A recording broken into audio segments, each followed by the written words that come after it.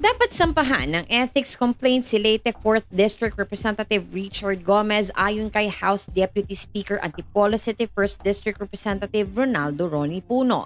Ito ay dahil sa ginawang paglalantad ni Gomez sa mga pangalan at personal contact numbers ng ilang media practitioners sa kanyang Facebook account. Sa halip kasi, nasagutin ng mga tanong ng mga news reporters mula sa iba't ibang media organization sa pamamagitan ng direct message, ay inakusahan ng actor politician ang mga ito ng pagsasabwatan sa tinawag niyang paid media spin.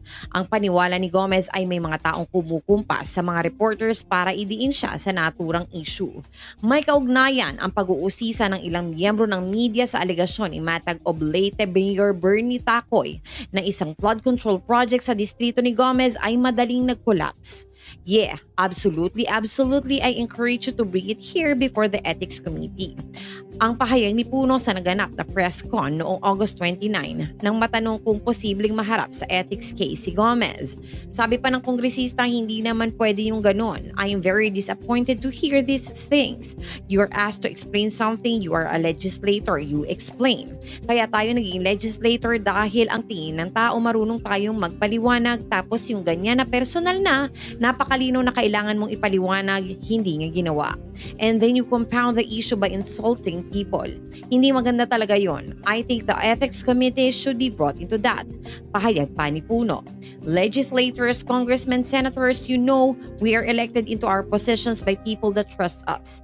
Express their faith in what we say, express their faith in what we do, what we can do.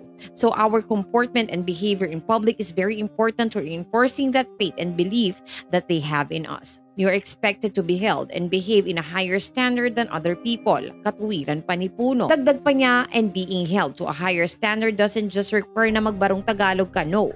I mean, dapat maayos din ang pakikitungo mo sa lahat ng tao sa paligid mo. We want to be good role models. We don't want to be examples of what their children should not become, aniya pa. Matatanda ang pinost ni Gomez sa Facebook ang mga mensaheng pinadala sa kanya ng media practitioners para magpaliwanag sa mga akusasyon sa kanya.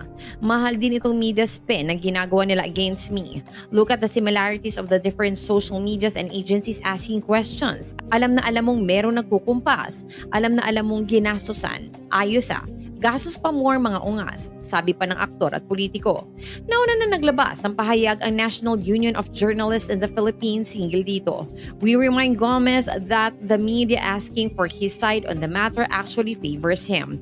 The requests give him a chance to address allegations made by Matag of Mayor Bernie, who has also criticized him for alleged lack of support during heavy flooding and